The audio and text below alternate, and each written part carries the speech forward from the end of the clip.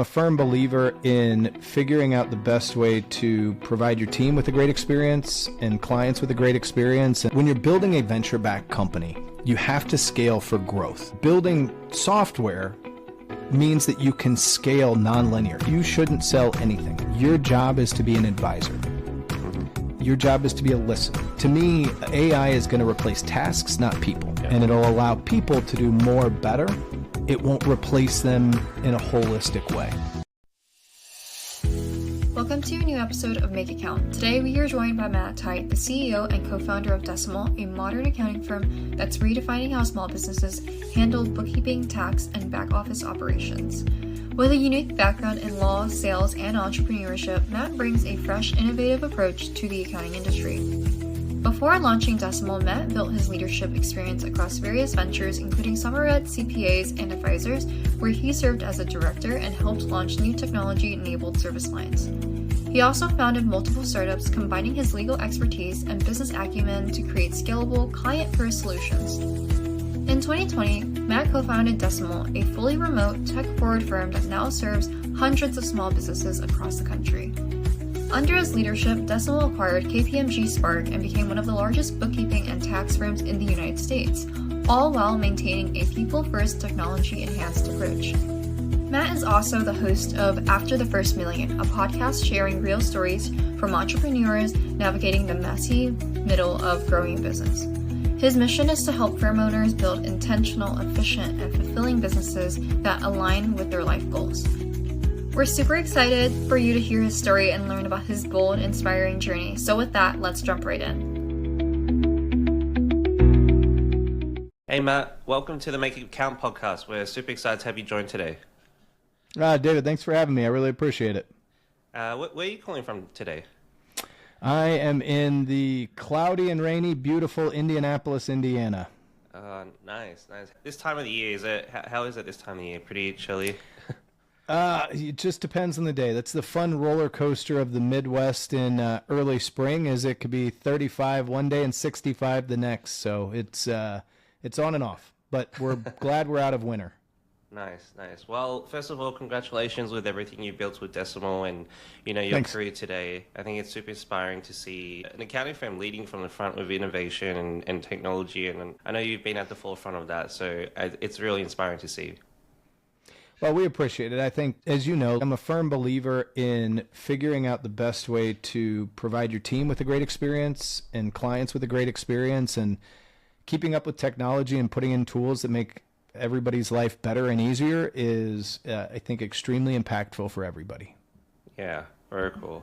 Maybe back on the Indianapolis front. How's Indianapolis with accounting firms? Is it a pretty competitive market? Is there a lot of accountants in Indianapolis, or any thoughts on that? I think there are. I mean, Indy's a big enough city that we've got offices for all the big four. We've got CBIZ is around here. We've got a couple of other top 50 firms that are here, top 25 firms. It's an area that, quite frankly, up till 7 years ago, I knew very little about. I am not an accounting by trade, but now that I've gotten deep into and fallen in love with the industry, I've learned more and more about. But I would say Indianapolis has a really good kind of history and background in the industry, and my team's fully distributed, so I'm one of few people that are actually here. Gotcha. But it's still been a great place to call home base.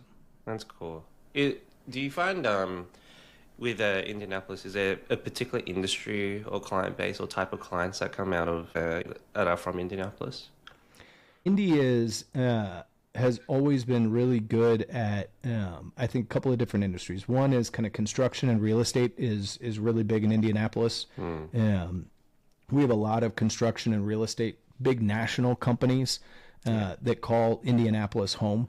And then we also do a really good job in agricultural and kind of medical devices, stuff like that. So we've got a good kind of conglomeration of industries. We do transportation and trucking very well. And then thanks to a couple of big exits, including one of Salesforce's biggest acquisitions, we actually have a really good kind of minor tech scene to the San Franciscos, New Yorks, and Bostons of the world. Yeah, super cool. I don't know if I told you, but when I was at Deloitte, I had a 6-month project at Genesis. So I made my trip to Indy every week for 6 months, and yeah, I saw how lovely the city was. Oh, that's awesome. It's a great company. It was a great acquisition in the space for Indy, and their campus. I drive by it every time. I'm gonna pass it at about 5 a.m. tomorrow on my way to the airport to fly to New York City. Very cool, very cool. Well, thanks, Matt. Well, I'd love to, maybe we can start off with maybe a bit of your, if you don't mind, a bit of your background and just a quick introduction about all the amazing things you do. I know it's so unique. I think you started your career in law, sales, marketing, and here you are running an accounting firm. So you've gone 360. Oh, there's no linear path to how I've gotten here. And kind of like you said, I started my career out in law school. I practiced law for a few years. My wife would tell you it was the greatest decision I've ever made because that's where I met her, was law school. But then I swung the pendulum all the way. I always knew I wanted to be an entrepreneur and run my own businesses. And so I got into the tech scene. And through that, had a chance to run a couple of businesses for people. Also had a chance to start my own. And then about 7 years ago now, I think Somerset CPAs, which is now part of CPAs, was an accounting firm in Indy, and they asked me to just kind of come on board as like an entrepreneur in residence, help them start new things, new groups, new ideas. And ultimately, that's where we started Decimal, which is we do bookkeeping, tax, and accounting operations for small businesses. Launched it in 2020, January. So it went great for like 5 weeks, and then the pandemic hit, and it actually ended up being great. We had an awesome team. We were already fully remote. We used the opportunity to buy Somerset out of the business so that my co-founder Jacob and I owned the whole thing, and then we just started growing really quick. Turns out that a lot of people were really looking for a better source of help in the kind of bookkeeping, controllership, accounting operations work, and we took a tech-forward approach to it. And what we found out along the way was when you talk to businesses about a tech-forward approach, they don't care. When you take a tech-forward approach, you care and your team cares. And so we learned a lot about the nuances of how to approach it and how to sell and how to operate a really good business. I love that. Maybe on that last point, you mentioned clients maybe don't care as much. Like, is it because they just care about the end output and however you do it, they don't care? Yeah, I think ultimately what a business cares about is, can I pay my bills? Can I get paid? And can I track it all at the level and time that I want to? And whatever that ends up being for them, they care less how it's done than they care about the output. They fundamentally understand that putting in the right tools and processes helps. And so if you can lead them along that direction, that's a good thing. But what they care about is trusting the output, trusting the people that are doing it, the company that's doing it. And you develop that with people. And people are kind of the cornerstone of everything. And it's why even in today's age where we hear a lot and talk a lot about AI, and we're certainly on the front end of actually implementing it into all of our processes and every kind of fiber of our company, we talk about it as enabling accountants to do more better and not replacing them. To me, AI is going to replace tasks, not people. And it'll allow people to do more better. It won't replace them in a holistic way. There's too much built-in expertise and nuance to what and judgment that's kind of needed. There's also the just general idea that people today, and maybe this changes, and God knows I'm older than I should be, and it'll happen to younger people will trust AI all the way. But right now, I think you're dealing with generations of business owners that simply also want a hand on the wheel or know that there can be. Yeah, I love that. I couldn't agree more. A big plus one on that. And then you mentioned also the team loves it. Internally, everyone loves it. I totally agree with that. I totally agree with, having great software, great technology, it helps motivate the team. They're using these tools every single day to deliver client work and, 9 to 6 these tools. I guess, why do you say that? Have you seen firsthand from your team just how delightful or how happy they are using modern technology? Is that what you've seen as well? Yeah, and I would say that's the end product, not the through process.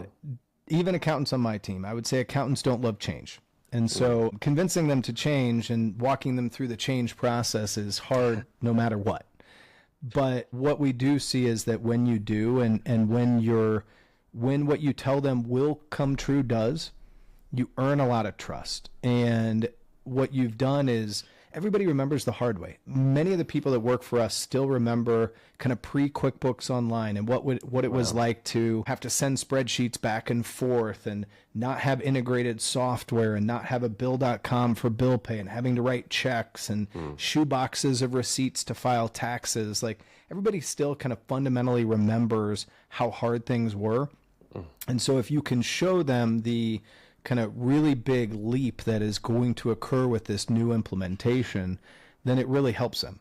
One of the things that you're trying to do too is you're trying to make it so that when people do work, they're not doing the hard things. They're doing the stuff that they really want to. And if they have things that are kind of that they don't enjoy, you want to try to remove those as much as possible. You also are trying to remove context switching and limit it as much as you can. And that's a lot of what this technology and these integrations and these automations and AI can do is it just simplifies workflow and work systems so that people's minds aren't constantly looking at all of the different things that they have to and trying to remember, did I do this? Did I do that? Did I do this for this client, that for this client? And it helps makes life easier. And the more you can kind of simplify that and funnel it into easier places and workflows, just the more enjoyable you make the work. Yeah, couldn't agree more. Actualizing systems, it makes so much sense, the type of insights and benefits you can gather from there. Maybe on that point, you've done a lot of change management of implementing new technology, so I think you'll be the best person to answer this. Do you have any tips for other accounting firm owners who maybe have done less of this, and how can they upskill the team? How can they deal with change management for the team in rolling out new tools? Do you test it out with a few people in the team? Could you walk through that process a little bit more? So this is the amazing thing about having a technical co-founder. Jacob Cloran is my technical co-founder, and he really helps kind of architect the systems and the change management. What I would say in general is we kind of follow a process that helps us do change management well.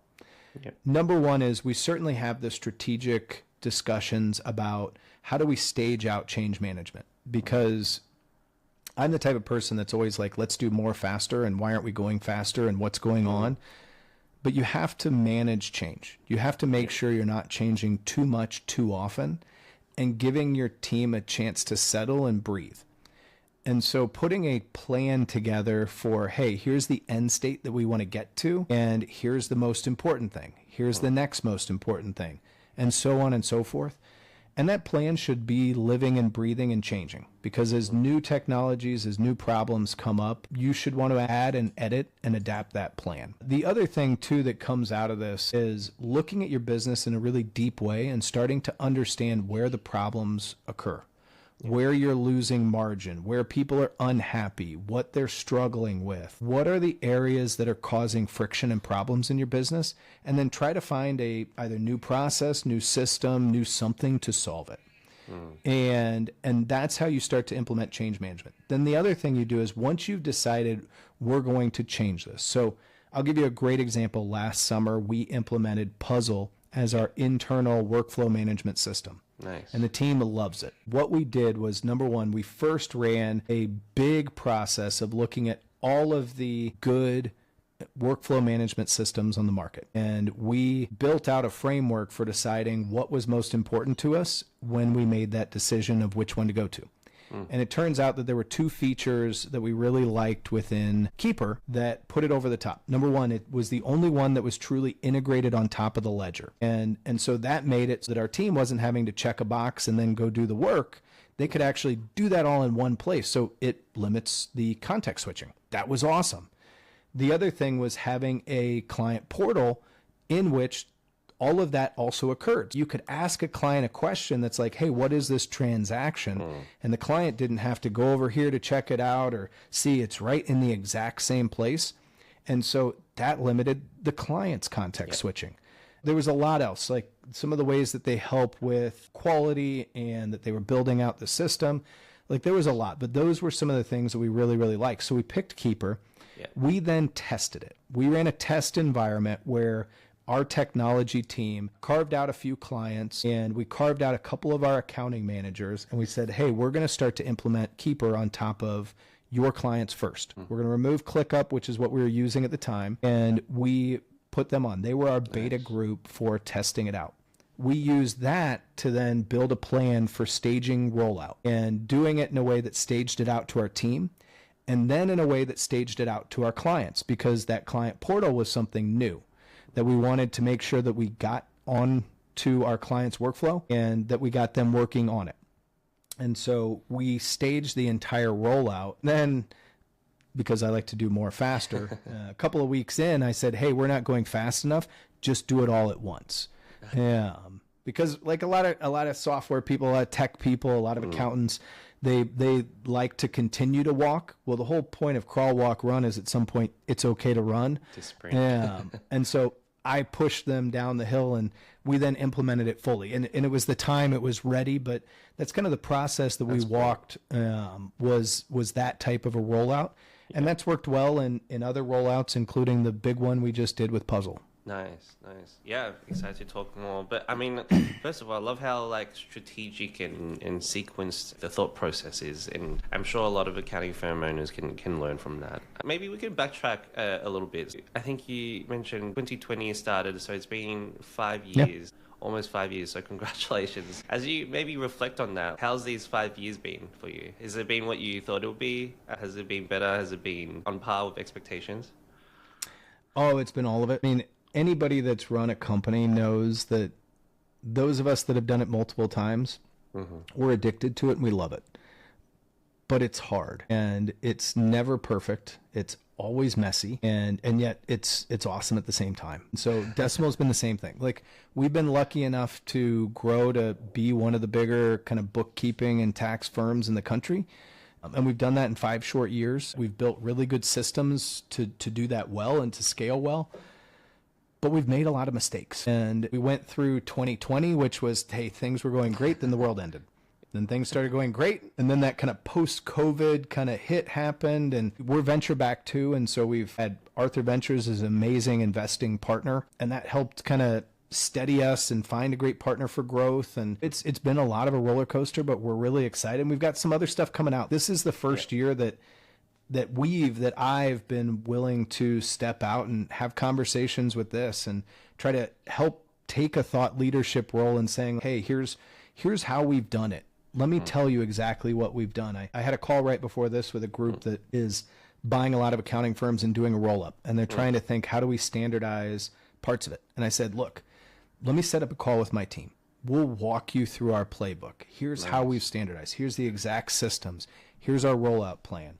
Like, we're an open book that we want to help make this easier for people. And that's different for us, but it's been a fun kind of start to Q1 of something that we've never done before. But if we can make it easier on other accountants and bookkeepers that want to start and grow and kind of keep up with technology and change management and all of that stuff, then, hey, we're here. Yep. I do love how 2025 there's this big push on like community and helping other firms. And I look back 10 years ago, I feel, or even longer, 15 years ago, and I feel like it's very different. And yeah, I love I mean, part of this podcast is really democratizing knowledge and helping other firm owners as well. Absolutely. And I think it's really cool what you're doing. Maybe backtracking on, I have to ask you on the name, Decimal. I love the name, first of all. It's really cool. And also your domain. I think you got one of the coolest domains. Like, can you walk through it's awesome. The story and how you even got the domain? Well, so I've learned in my past that it's really important I just had this conversation at lunch today, have a company name that people can easily identify and spell. And when we bought the company from Somerset, we had to rebrand and find a new name.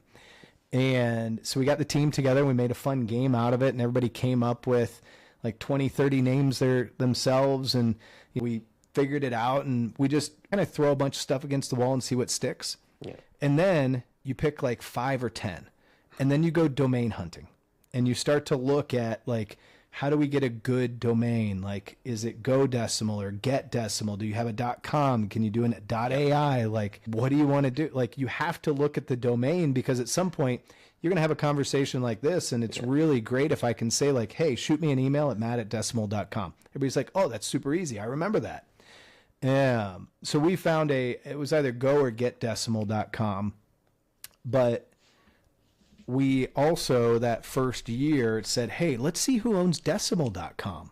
Crazy. And fun irony for you, with where you're currently located, it turned out that Decimal.com was acquired by a fintech company in Australia. Oh, wow. That was going through a bankruptcy proceeding. And so my co-founder Jacob and his dad were spending some time hanging out one night, maybe imbibing in some drinks. And they decided to do a deep dive on the internet to figure out how could we find a good contact person for this domain and ask if we can buy it. The company's going through bankruptcy. Maybe they'll sell it to us for cheap. And they finally found a phone number. And so they call it out of the blue. And it turns out it is the CTO of this company going through bankruptcy. He's out on the golf course and they make the pitch and they're like, hey, you know, we're just starting. We have no money, but we'd love to buy decimal.com. Would you be willing to sell it to us? And it turns out we negotiated for a little bit, and for like $8,000, we bought decimal.com from this company. What? And I joke with Jacob, I'm like, dude, if Decimal totally fails, we'll make money on selling that domain. I know. Like, that's an easy thing. We can post that. We'll make a lot more money off of this. Wow. But so that's how we ended up with decimal.com. And Incredible. I think it was a kind of fortuitous and fun kind of story and ending. That's definitely an appreciating asset. I think so. I can't wait for you to get Decimal.ai next. I think we're good here. I love it. Very cool, Matt. That's such a really cool story. I always love hearing like the ability to do whatever it takes to try to get something, and finding a contact number and calling out of the blue and making it happen. It's really cool to see. Maybe back on your background, you mentioned like law, sales, marketing, and maybe non-conventional route to running an accounting firm. Like, how has that helped you, do you think, or has impacted your mindset in running an accounting firm? Do you think it's benefited in any way, like your early career?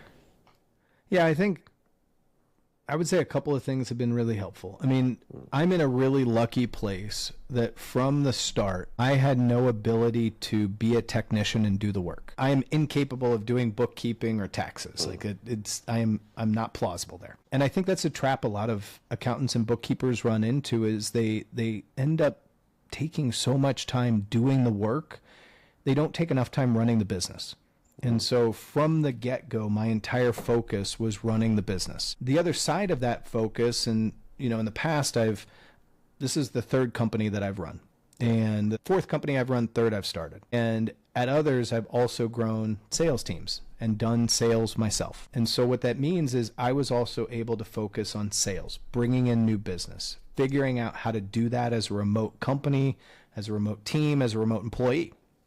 And all of that set us up to scale and set me up to train other people on how to do it. And those are two areas that I see a lot of deficiencies in, and it's in all professional services, lawyers, consultants, marketers, accountants, is you start your own firm or company because you're good at what you do and you want to do it for other people. The problem is at some point, if you want to have a company, you have to stop doing and you have to start managing the business, bringing in new clients, and it takes you away from something that may have been your joy in the past, but you have to not do it. You have to take joy out of other people doing it and out of your team accomplishing the outcomes that you've trained them to accomplish. So for me, all of that helped me to do that. The other thing that my background in tech and in starting my own businesses, I think really helped me with was it helped me to take a more tech forward and kind of, I would say, a better approach than a lot of people take to sales and go to market. And so I wasn't selling accounting services the way that people traditionally were selling them at the time. You're seeing it more and more. Like for us, it was a no-brainer that everything was always going to be fixed fee. We have yet to bill out an hour in the 5 years Decimal has been around. I love that. Because A, I hated tracking hours when I was a lawyer. B, if I tracked hours, I have to then bill hours. I have to then create bills. If I bill everything by the same fee every month, I can put that on an automated system. And so I don't have to have a team and an administrative team that eats up my own margin and eats up my own profit to do the work. If I don't, at this point, we've serviced and helped over 1,000 businesses. I have done that with one person behind the scenes. And like, that's a really efficient business to run. And so all of this has helped me to be good and efficient at the areas that I need to be good and efficient, so that we can spend our time focusing on other areas that are more important and more value accretive. Yeah, very cool. Very cool. I do look back in your background, sales and marketing. That's your strength. And I feel like traditionally, most accountants in accounting firms probably like want to improve in their sales and marketing. Maybe it's not their strength. And I think it's really cool to say, I think modern days, like how accounting firms and accountants need to upskill in those skill sets to stay modern and relevant. And I think, yeah, you're definitely building the firm of the future right now. Well, one thing I was going to say is I've never thought of it as sales. And I'm not allowed to sell anything anymore. So we have a sales team. They do all the selling. And I train them the same way. You shouldn't sell anything. Your job is to be an advisor. Mm-hmm. Your job is to be a listener. So your job is to hop on a call with somebody, ask them a lot of questions, understand their pain, listen to them, and then advise them on how to make their pain better. Yeah. If we're the best solution for that, you're matching an advisor with a pain. You're not selling them on anything. And I think if more accountants took that type of a mentality, it would remove so much fear from selling and just saying, hey, your job is to hop on with businesses, learn about them, and advise them. You're not selling them on anything. You're learning and you're advising, and if there's a match, great. Mm-hmm. Yeah, very cool. I do want to maybe just touch on like some of your tactics so far, or things you've learned in the 5 years on brand awareness, recognition of the brand, like basically getting Decimal heard and seen in the market. And any tips on that? I definitely admire your use of like social media and things like that. Would love to just talk more on some of the tactics that you've applied over the 5 years. So I'll say we cheated initially, and when you buy a company from KPMG, it turns out a lot of people try to find out. So when we bought KPMG Spark a couple of years ago, that put our brand onto everybody's radar. We thought it would be fundraising and how much we raised. No, it was when you bought a company from KPMG, all of a sudden people are like, oh, Decimal's a real thing. So we're like, cool, that was great.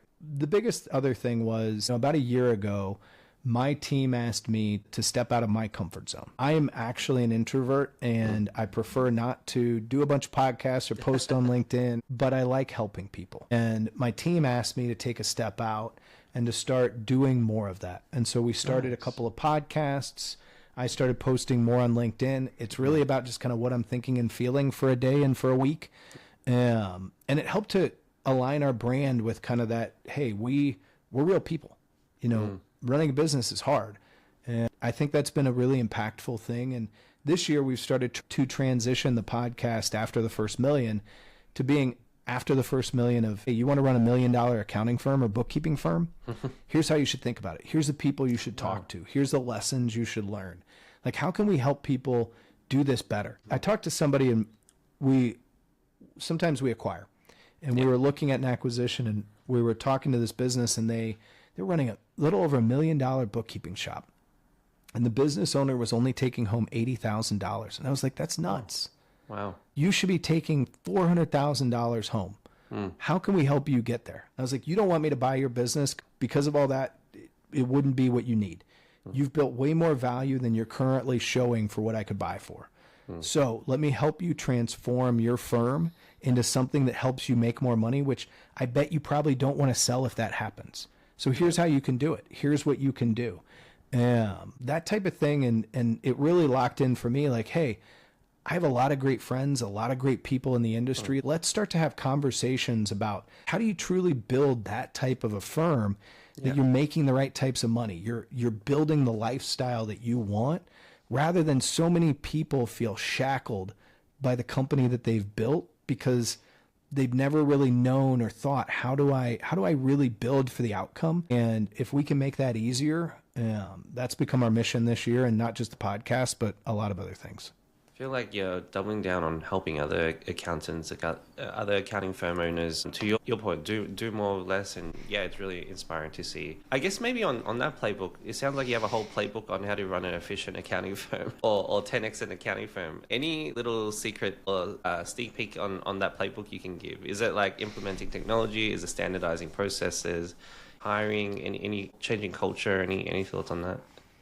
The answer is yes to all of it. The reality is you have to look at every aspect of your firm and think through what's the best way to do it. So number one, the most important thing that you can do is build a pyramid structure for work and the economics. So you have to think through the end. If I want to run an accounting firm today, I need to think through two things. Number one, how much money do I want to make? And number two, how much time do I want to work on an average basis? You're going to have spikes. Like, you're never going to end up with, somebody told me they've never worked more than 35 hours a week. I call BS. There's no chance that's true, and welcome to lying to the world. So number one, let's think about what our outcome is. Then let's build backwards. You want to build backwards. You want to build an economic structure that can support that. At Decimal, our pyramid structure is, number one, technology is at the base. We try to get technology and artificial intelligence to do as much work as humanly possible. Number two, we have an outsourced team, in our case in the Philippines, that is doing the rest of the work. So any other work that's there, and the first review or two of quality. Number three, we have a team in the US. Their entire job is final quality, making sure the work that gets to the client is amazing. And then number two, giving the client an amazing experience. Divorcing work from experience is one of the economic breaks that you have to make to truly build out a good economic firm. You also have to look at pricing. Make sure you're pricing appropriately. Make sure you're charging your worth and your value. But if you have that pyramid structure, it allows you to align to a correct economic structure. And it also provides you with that kind of ability. Now, you have to look at each thing and say, like, okay, on technology, how do I make the right technology choices? How do I add new pieces when they become available, remove other pieces? Outsourcing. How do I actually build that team for success? How do I hire the right people? How do I train them appropriately? How do I spend time with them? I see too many firms say, like, oh, I'm going to outsource. I'm going to hire people. I'm not going to train them. I'm not going to teach them. I'm going to assume that they're going to do great work. That doesn't work, ever. It doesn't work with U.S. employees. Why would it work with team members in other countries? It fundamentally doesn't work. You have to put the work in every aspect. And then how do I standardize my work? How do I put in systems and stuff that help me to create standard workflows? I want to make a client feel unique, but behind the scenes, I want to make it feel as standardized as possible because that's what allows me to scale. So how do I think through all of these aspects and build the firm for the right type of model? Go to market's the same thing. How do I put in the work? How do I put in a sales funnel? So you have the operations pyramid and you have a sales funnel. And how do I build the correct funnel? And for us, one of the things that I think has been really unique at Decimal is from day one, partnerships was a huge part of our model. We partner with fractional CFOs. We partner with accounting firms. We partner with technology companies. I've always hated the word vendor. So we really try to find partners. And you use that to develop a reputation and a system and a help. And you do all of these things very intentionally. And the key is and too many people start a business and they just kind of get going. For us, we've tried to very intentionally design our way to the next step. Yeah, and I love that you mentioned at the start, you working backwards from that end goal and the type of firm that you want to have as well. Like some people want to have more of a lifestyle firm. Some people want to keep growing 50% year over year. So I think every accounting firm owner has different goals, and I love that you start there.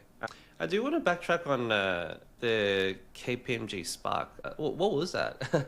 Like, what was Spark? Was it an accounting software within KPMG? Was it a small firm? It was both. So the company was originally called Bookly, and it was an accounting ledger, and it also did a lot like Bench or a lot like Pilot or Scale Factor, where it was a technology ledger that they had built that also had a bookkeeping team and a tax team. And so KPMG bought that, and they ran it for a few years and grew it pretty well.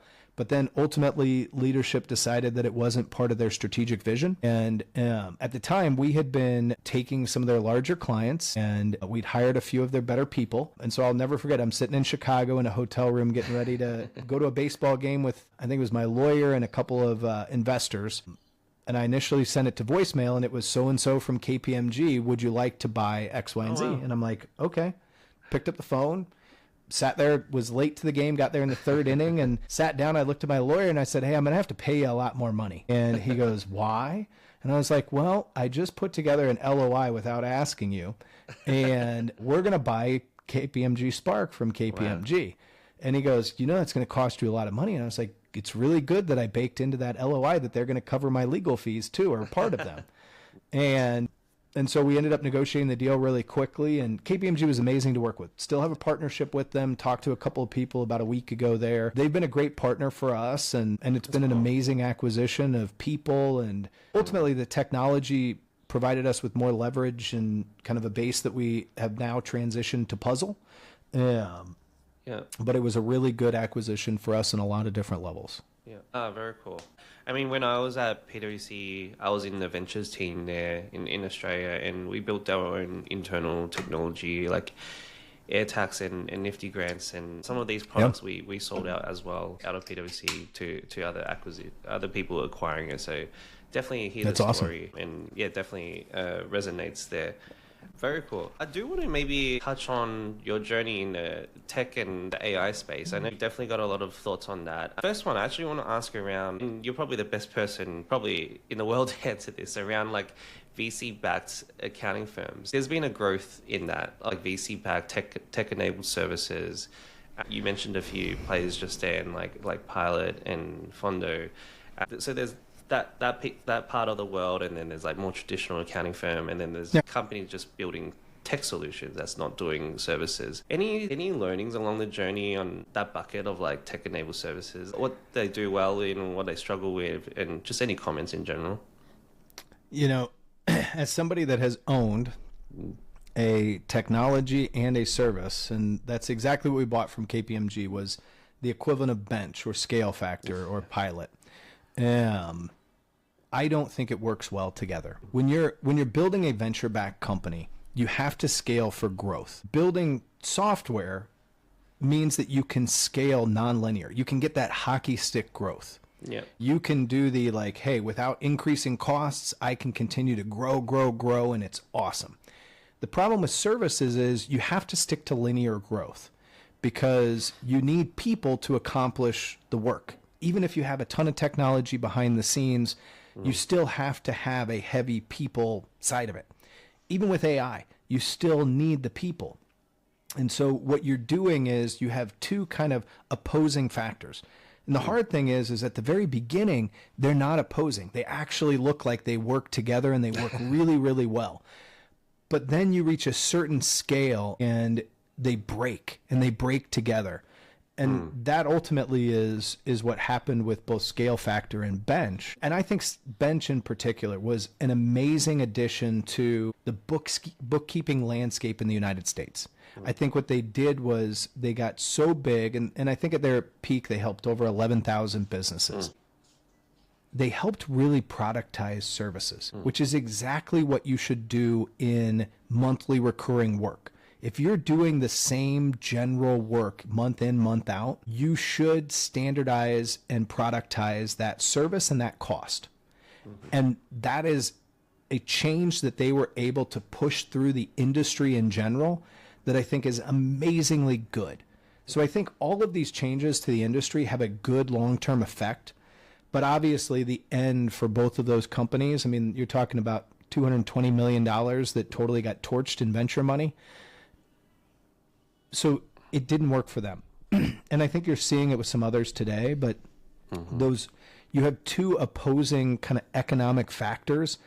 I think what should really happen in the world, and it's one of the reasons why we really like our relationship and our partnership with Puzzle, is we agree fundamentally that you should have practitioners, accountants, companies, firms like Decimal that do the work, that create the amazing client experience. And you should have tech companies that are building amazing technology that are used by both. And that's where our skill sets, our core competencies kind of really come in. And I think that's where you start to align economic incentives. And so that's where you also, by the way, have a third bucket, and QuickBooks actually plays in this bucket too. And it's the one that feels the least good. And that is the technology companies that sell software that also have competing services. I fundamentally don't understand, and I have to with QuickBooks, but with smaller companies, why you would buy software from a company that's also doing competing services. Yeah, sounds crazy. But you're seeing more and more of that too, of, hey, we're going to be a software company and we're going to build software, but guess what? We're going to have this services line. We're going to promise you we're not going to do it for very long, but it's also making us a lot of money, so my board's never going to vote to sell it. Like, it doesn't make a lot of sense to us. Yeah. Yeah, but you have that third bucket, and I think ultimately what you should really look at is finding great technology that is built to be technology. And that should be sold to great service partners that are willing to provide great experiences and great services. Yeah. Yeah, I couldn't agree more. I'm on the same page as you with that. But there is a ton of growth in VC-backed accounting firms, I call it. Oh yeah, and you have it's the narrative of we're going to replace accountants, and that's just, number one, it's a dumb narrative. Number two, it's unhelpful. I heard a great podcast the other day by the CEO of Harvey, and Harvey is an AI company in the legal space. And one of the things that he was talking about was this exact subject of how where they've grown and where they've found a lot of traction is in saying, like, we're going to be the co-pilot. We're going to be the assistant to the lawyer. We're going to help you do more. We're going to take some of the tasks that you don't like away from you. Yeah. We're going to provide you with that support, not we're going to replace you. And I think if more companies in the accounting space and accounting technology space took that tact, it would be a much better narrative. It's also the truth. Like, you're not going to replace accountants anytime soon. No. So you should take the narrative of, let's provide these co-pilots. Let's provide this help. Let's assist. Let's take tasks that don't need to be done. And that should be the narrative on a go-forward basis.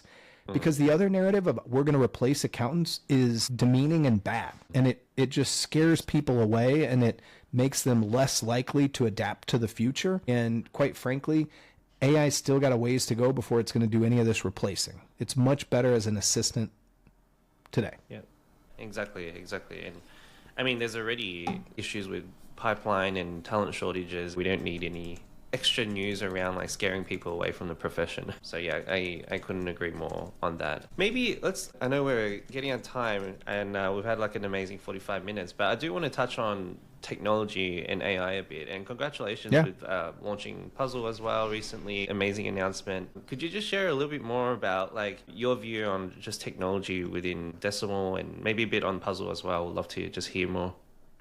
Yeah, I mean, our goal in using technology is to continue to provide better experiences for our team and better experiences for our clients.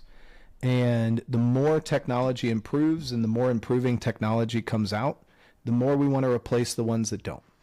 And so we're constantly looking at how do we do that. Puzzle became a great opportunity for us, and they've been an amazing partner. Decimal now has more clients on an AI native ledger than any other firm in the world. Amazing. And it's because we found the right partner.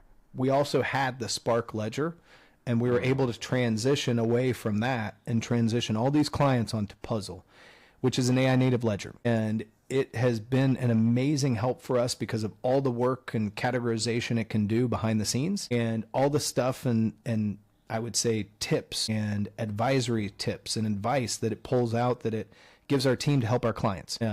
And so what we look at is that was an amazing leap forward. We still have 600 plus, 700 plus clients on QuickBooks. So QuickBooks isn't going anywhere anytime soon. Yeah. And we also have a bunch of clients on Xero. Like, we look at it as, hey, we want to continue to diversify. And as the opportunities present themselves, to continue to put clients on better solutions. If it's in the ledger, if it's in like Ramp and Brex versus Concur, we want to take that every day because it creates a better experience for our clients and a better experience for our team. And looking at how to implement AI is a big way to do that. You can look at it in every aspect of your company. You can look at it in client relationships, in marketing, in sales, in tasks within bookkeeping, in reporting, all of these things. You have different areas where you can start to implement things and improve the experience for your clients and your team. Yeah. I love the obsession on clients and team. I think without that, nothing else matters. Those are the two North Stars. Yeah, and really caring about the team and their happiness and creating a great culture. Yeah, I definitely feel like a lot of accounting firms can learn from that on creating a modern and fun culture. Very cool. Maybe on AI and just double clicking onto that. There's been a lot of talk on that and a lot of innovation happening in the space. Any other ways you've been using AI in your day-to-day or throughout your firm that has unlocked benefits? I mean, look, one of the great ways to use AI is to have it continue to create communications and a first draft. Yeah, that's one of the great things. We use Front as our email and kind of comms tool, and for ticketing too. And they have a great feature where it allows Front to create the first response. Team member has to look at it and improve it, but it saves them the time of writing an email. It saves them the time of thinking about it. Also, I love accountants, but sometimes they're not good at saying please and thank you a lot in email. And we just train the AI in Front to be a little more mannerly. Yeah. And so it really helps to make communications easier. And we use it all the time in marketing. Like, I'm going to do this podcast with you. The minute you publish it, my team is going to take this podcast and they are going to upload the transcript into a couple of marketing engines. And from that, it's going to pop out 3 or 4 blog posts and 4 or 5 LinkedIn posts for the company. The team's going to edit that. They're going to create better content based on it. They're not going to immediately use it and send it. And that would have taken 10, 15x the time. And they're now going to use this to create kind of an evergreen content cycle that we're able to do with all of these different things. So we're able to use it in every layer of the business, and it's just going to become more and more impactful. Yeah. I mean, I'd be honest, I probably wouldn't have started a podcast if it wasn't for AI and technology. Like, it's so easy to do something these days. Like, it's great. A podcast. Yeah. Yeah. Compared to maybe 5 years ago, it would have been so much more expensive. Oh, big time. I completely agree with you. Yeah. Maybe some final topics. Just the current state of the industry. So you're hearing all these noise about talent shortages and maybe accountants reaching, like 75% of accountants reaching retirement age in 10, 15 years time. Like, I actually look back I think I mentioned to you 10, 12 years ago, I started my career as an accountant myself, and within my career lifetime, something happened to get to where we are today. 10 years ago, out of college, university, everyone wanted to work in Big Four or accounting, but now no one does. Why do you think, what happened? Why do you think we're where we are today? I think it's a lot of things. Number one, I believe more than anything that this is the single most exciting time in the history of accounting to get into accounting. I think with where tooling is coming in with outside parties, you have outsiders like me starting accounting firms and helping kind of think through, like, how do we create better experiences for people and for clients? I think private equity jumping into the space is also going to create great change. I think it's going to create great problems too. But I think you're seeing just a lot of opportunity. And one of the things that I think is also changing is how younger people view their career. Used to be, and accounting was a bad industry for this, that you would start your career, you would work thousands of hours a year, you would just churn it out, you weren't going to make a ton of money, but eventually you're going to reach this gold standard of partnership. And if you reach that, all of it's going to be worth it. You're going to have a payout on the back end. Yeah. Number one, I think people are less likely to go through that. Number two, I think now that private equity is coming in and buying a lot of these bigger firms, you're also seeing that partnership becomes a less attainable thing. And so you're going to see a bunch of these junior partners, senior managers, or principals that are going to churn out and go start their own thing, which is harder than they think it is, so it's going to be tough. And I think all of this is just shuffling the industry. The industry needed shuffling. And as you mentioned, all of these things are happening, and accounting has proven very slow, if not incapable, of changing itself. But all of these factors are forcing fast change. And I think the really good thing about fast change is it's contagious. And so it'll cause the industry to speed up more in terms of its adaptation and evolution. And I think ultimately that's going to be a really good thing for everybody. It'll be messy getting there, though. Yeah, I couldn't agree more. It's like in the last 10, 15 years, I've never seen all the interest in accounting industry, and it's making a lot of noise now, and it's cool to see. It is. It's really great to see. I feel like we're in a really interesting time. I guess maybe looking forward a little bit, how do you see the industry evolving in the next 5 to 10 years with all these things happening? Any thoughts on that, on the role of accounting firms, accountants? I think, number one, let's talk technology and then let's talk investor and structure. From a technology perspective, with the continuing proliferation and improvement of AI, you're going to start to see the shifting up of accountants to really becoming true advisors and not just task doers. Yeah. Still today, you have a lot of doing that is accomplished. And the more and more that is, number one, outsourced, number two, tech. the more you're going to see accountants needing to rise up to become that true advisor, which I think is what most businesses really are looking for a lot of times when they hire bookkeepers and accountants, is they want that advisor. That's what they crave, and they get the doing. And the doing is what costs so much money right now. Yeah. And so you're going to see an economic shift there too. And so that's the shift I think technology is going to create, is it's going to move people up. You're seeing it in law. You're seeing it in all professional services. The other change that I think is going to occur, and I just mentioned it a few minutes ago, is with private equity and venture coming in and buying more and more accounting firms. What that's doing is it's removing the kind of gold standard for a lot of these younger people. And it's going to create a really big barbell. And you've seen it a lot in the consolidation of law firms as a really kind of good example. You're going to have a bunch of bigger firms and a ton of tiny ones. And you're not going to have much of a middle ground because the economics of being a mid-sized firm are going to just disappear. So you're going to see a bunch of small firms and you're going to see a bunch of huge ones. It's at some point we're going to get away from the big four, and it's going to end up being like the big 10 or the big 20 because you're going to have 20 plus multi-billion-dollar firms, and you're going to see that competition. CBiz is already growing up to the point of competing against the KPMGs and E&Ys and all of that. And so you're going to see that. But then what that's going to do is push out a bunch of people to start their own thing. And those are the people I'm focused on, is how do we help them become successful entrepreneurs? How do we help them successfully create firms, value for themselves, the lifestyle that they want, the economics and income that they deserve? How do we do that really well? Because no matter what, anytime consolidation happens, it shakes out a huge middle class of people. And so both of those things, with technology and with the investment coming into the space, are two things that I think are guaranteed to happen. Amazing. Well, what an interesting time to be in accounting. And yeah, I'm sure the next 5 to 10 years is going to be one hell of a ride, but it's going to be a fun It's going to be fun. Yeah. Messy. Awesome, Matt. Well, love to close the podcast basically on a segment called Fast Five. So 5 quick questions just to get to know you a bit better. Are you ready? Yep, let's do it. Let's do it. Okay, first one. Just thinking about your role today, what's one thing that you love and one thing that you wish could be improved? I love thinking of strategy. I love just talking to people. Yep. I'd love to spend more time advising people on starting their own firm and their own company. I miss that. And that's something I'm going to really try to add to my life this year and next year, is advising and helping people start their own firm and make it easier. Very cool. Anything you wish could be better?